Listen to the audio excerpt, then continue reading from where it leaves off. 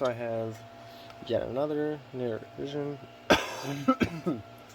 The only difference with this one is that the sides expecting to be broken are angled, which gives more clearance. The first example that I tried, or the first sample that I tried, did work as expected. So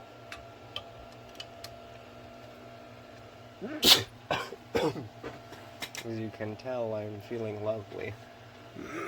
It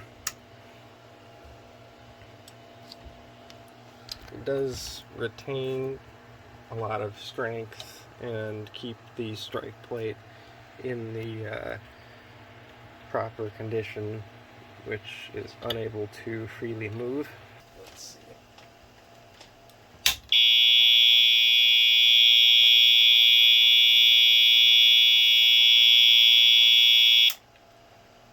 Works as expected.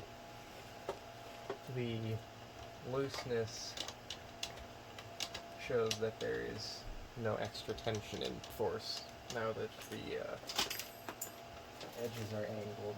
I can confidently say I will probably never find that Allen wrench ever again. Sweet. Oh, there it is.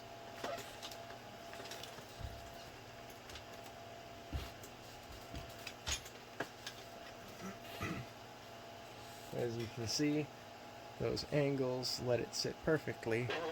Oh, you can't see because I don't know where in the hell my angle is. As you can see, it sits perfectly flat against the back, giving it more clearance to give the button enough range to fully pop out into place, like this.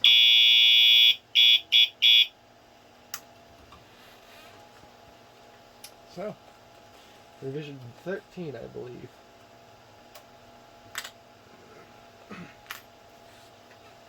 And there we are.